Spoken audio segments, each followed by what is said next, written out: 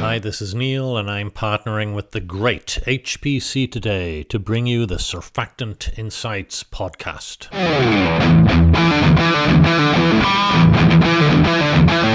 I feel a bit odd talking about skinification because, as a consumer in my personal life, I really don't even skinify my skin, let alone apply such principles to other cleaning regimens. However, I'm going to give it a go, and I thank you in advance for your forbearance. I'll also add that my remarks apply primarily to the mature, developed markets for consumer products in, primarily, first world countries. Now, from a surfactant point of view, skinification can be considered to describe the migration of mild, facial-grade surfactants, things like amino acid derivatives, glutamates, glycinates, sarcosonates, and isethionates, taurates, APGs, and the newer biosurfactants, out of generally premium skincare and into mass-market hair care and even household cleaning. There are 5 elements to take into account when considering this trend. First, consumers and, of course, social media. A certain segment of consumers is expecting clinical efficacy in products beyond skin barrier treatments. This segment has its own social media communities. So-called scalp talk narratives have successfully equated scalp health with skin health. Some mass-market consumers will now screen INCI lists for sulfates, driving the replacement of SLES, for example, with isethionates and taurates in even some sub-$10 retail shampoos. The rise of so-called clean talk in household cleaning.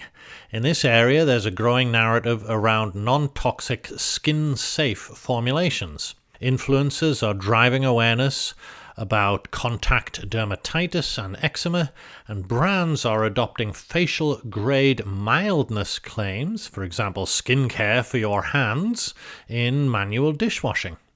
Then there's Asian trends. While K-Beauty and J-Beauty pioneered the commercial scale-up of amino acid-based surfactants over a decade ago, some Western mass-market brands are now also adopting these chassis. Regulatory pressures. Regulatory frameworks in the US and Europe are acting as a catalyst for the adoption of skin-compatible ingredients. First, 1,4-dioxane. The enforcement of dioxane limits originating in New York and now spreading across other US states has opened up formulator palettes to surfactants other than ether sulfates, including, again, APGs and amino acid surfactants. Then there's MOCRA, the Modernization of Cosmetics Regulation Act. This is heightened scrutiny on safety substantiation and adverse event reporting.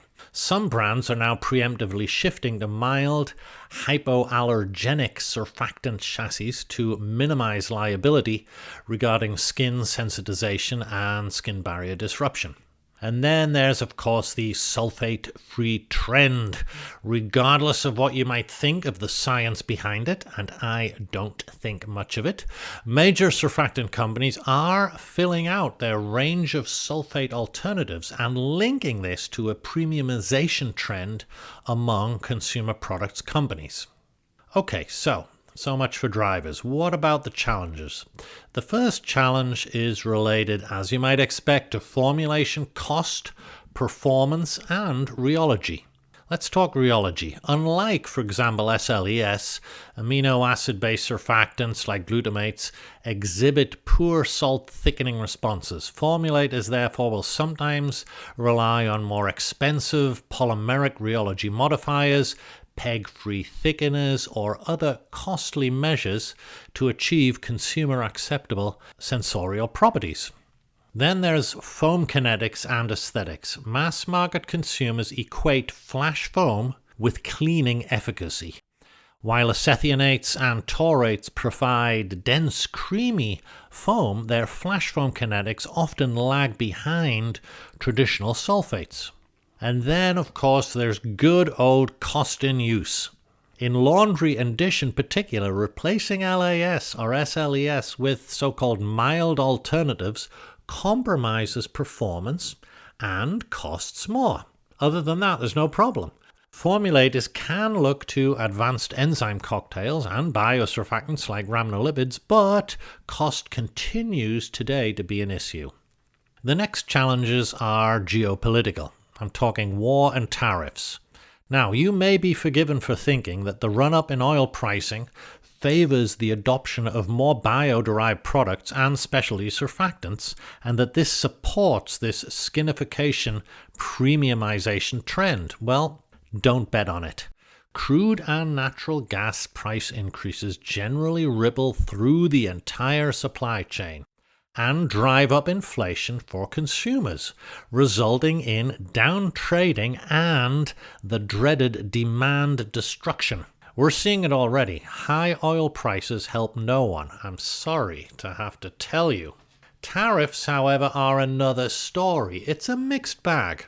I'm seeing some Western-facing surfactant manufacturers favor CapEx investments in domestic or nearshore capacity for surfactants, including specialties. Although, again, the overall economic environment today is not exactly CapEx friendly. So, what does all this mean for skinification? Unilever, among others, have been talking about premiumization. If they can pull this off in mass hair care and household products, then that to me is a big deal. Consider the following. Dermatological dishwashing. We're starting to see some high-end formulations marketed explicitly for eczema-prone skin and barrier repair, commanding a fairly significant price premium. Then there's fabric care as skin care. Stay with me on this one. Some segments of the laundry sector are redefining sensitive skin SKUs. Moving away from simply removing dyes and fragrances, brands are adjusting the surfactant palette to prevent residue-induced dermatitis from clothing. So let's see how they actually sell. Look, for any trend to be meaningful, it still comes down to cost and performance. Of course, rich consumers will spend their money on all sorts of things that are not exactly necessary or logical. Could you live without a sunroof, or leather seats in your car, or those Gucci loafers?